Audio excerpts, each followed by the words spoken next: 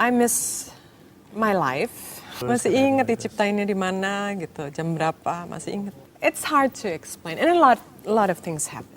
How do you know this? How do you know this? I was like, how do you know this? Kebayang nggak Alvin tahu ini? Dikasih kesempatan terus, kesempatan kedua, ketiga, keempat, kelima, enam. Even though sometimes you don't deserve it. Cuma pelukan aja sambil nangis, keluar air mata. Mata adalah cerminan jiwa. Mata adalah jendela hati. Menurut saya, sahabat Jas Alvin yang satu ini memiliki mata yang teduh luar biasa. Dan kalau kita bisa melihat sesuatu, kita bisa mendapatkan sesuatu yang luar biasa di dalamnya. 3 tahun sudah berlalu, pindah ke negeri Paman Sam dan sekarang dia kembali ke Jakarta. Kita akan langsung panggil sahabat Jas Alvin yang pertama. Sofia Lachuba. Hai. Welcome back. Wow. Look at you. Look at me. Look at you. Makin keren ya. Jadi 3 tahun jadi makin keren seperti ini. Silakan Sof. Thank you. Selamat datang Jas Alvin. Thank you. Terima kasih sudah menjadi. Aku masih amazed nih lihat Sofi nih. Ini gara-gara yoga kali ya? Jadi Tahu. seperti ini, Semuanya, enggak juga? Semuanya. Semuanya. Semuanya. Oke, sebelum saya ngajak Sofi ngobrol lebih lanjut, kita lihat dulu yang berikut ini, silakan. Yuk. Sofia Inggrani Lachuba atau lebih dikenal Sofia Lachuba selalu tampil anggun, menawan dan menarik perhatian. Kiprahnya pada dunia model, seni peran dan tarik suara begitu menonjol pada dekade 90-an. Ia percaya kesuksesan tidak akan diraihnya jika hanya mengandalkan keindahan fisiknya. Namanya melejit ketika membintangi film Bilur-Bilur Penyesalan, beberapa sinetron seperti Pelanjur Sayang, dan Setangkai Bunga Mawar.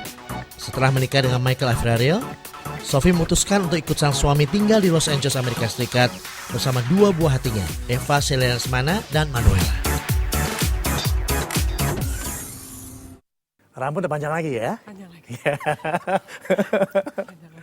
Oke, 3 tahun ya Sof? 3 tahun, hampir. Hampir 3 tahun ya? Iya, tahun. Tuh, sampai lupa tahunnya. Pokoknya 3 tahun yang lalu, hampir 3 tahun. Cepet sekali ya? Cepet. How you feel? Harus tulis buku untuk itu. Memang banyak yang terjadi dalam 3 tahun ini. Dan yang pasti I grew. Jadi lebih matang, perspektif berubah gitu dalam melihat kehidupan. Ya, karena gaya hidup 180 derajat berubah. Look at you now. I know. No, I mean, ya maksudnya hidup lebih sehat itu yang pasti. Karena di sana kan semuanya teratur, jam 6 pagi udah harus bangun karena nggak ada pembantu, nggak ada babysitter, nggak ada driver, anak-anak harus sekolah kalau ya. Jadi ya semuanya sibuk tapi bukan kerja, sibuk ngurusin rumah. But do you enjoy it?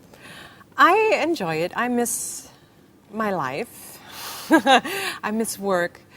Ya kan kerja udah 20 tahun lebih.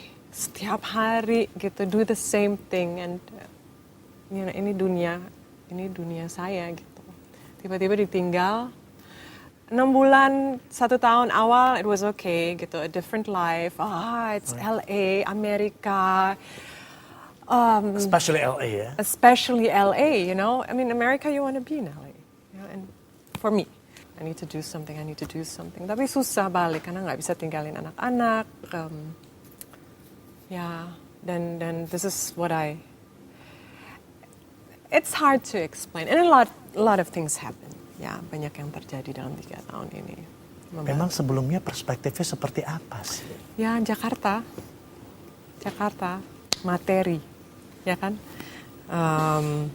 Everything ada di sini ya? Everything is hampir semuanya materi kan di sini. Luar, yang dilihat adalah luar, artificial gitu. Nggak semua, cuman ini dunianya, apalagi dunia showbiz.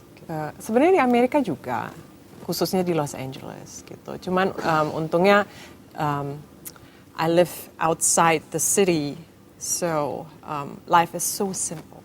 But you miss it. Ini kamera gitu, flashlights. Welcome back, Sophie. Welcome back. I miss it. I miss it. I miss the work. Kerjanya.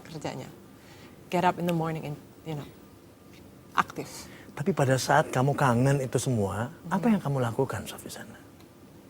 1 tahun pertama, 6 months pertama, oke. Kayak liburan. 6 months, 1 tahun pertama. Dan orang-orang bilang, nanti culture shocknya, kangennya akan kick in after the first year. Setelah tahun pertama. Dan benar itu. Karena udah getting settled, kenal kulturnya, tiba-tiba agak bentrok sama kulturnya. Karena gimana pun juga, I'm Indonesian gitu kan.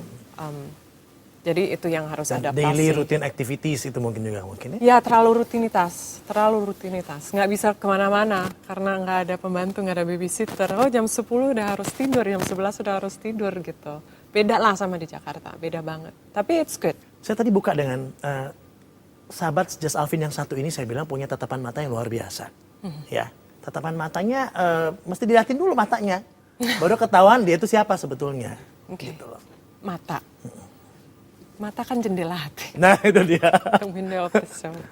Banyak orang yang bilang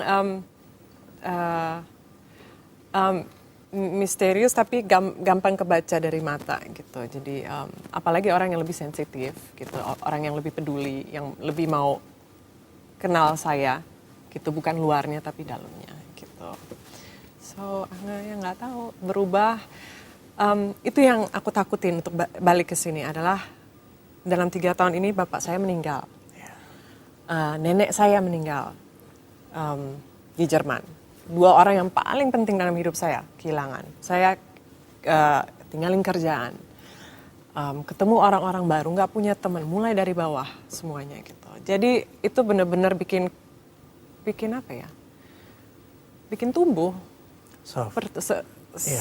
Terjadi pertumbuhan dalam diri saya. Waktu memutuskan untuk berangkat, ya itu kan nggak mudah juga kan kalau nggak salah. Iya. Berangkat enggak. Sophie adalah orang yang takut naik pesawat terbang, apalagi long distance. Oh iya. Ya kan? Singapura juga takut. Nah makanya long distance gitu kan. Nah kemudian Sophie pada saat mau berangkat, papa juga sakit ya kalau nggak salah ya. Antara banyak hal yang bikin Sophie mau berangkat atau enggak. Tapi akhirnya Sophie mau nggak mau memang harus berangkat. Mau nggak mau harus berangkat karena rumah udah kebeli. Pertengahan tahun waktu itu. Udah mau berangkat, tiba-tiba bulan Agustus bapak vonis cancer gitu. Jadi postpone. So I said, I cannot leave my father, you know. Terus pokoknya diundur dan bapak juga, my father, I thought he was improving. Ya seorang anak kan pasti you're in denial gitu. No, he's gonna get better. Itu yang ada di pikiran saya. Saya berangkat ngurusin rumah dulu, you know, put everything and I'll come back for you guys. And you know, it was too late. Sudah bisa untuk merasakan bahwa papanya Sophie memang udah nggak ada gitu. Udah sampai itu. Kemarin ini baru pertama kali lihat makam. I thought it's gonna be difficult because you know it's the first time after, you know, and ternyata enggak. Ternyata I was very happy, senang gitu. I felt him, bisa ngerasain dia jalan di samping ikut gitu. Bisa ngelepas gitu. Karena kan pada saat Oma kan Sophie sempat ke Jerman kan? Iya, untuk melihat. Ya, karena ada teman bilang nggak kali ini lo harus pergi, lihat Oma terakhir kali, kubur, jangan sampai kayak bapak gitu. And I went and you know closure, it was closure. Ada rasa nyesel nggak, Sof? Enggak. Kita break dulu dan kita kembali saat lagi ya. How do you know this? How do you know this? I was like, how do you know this?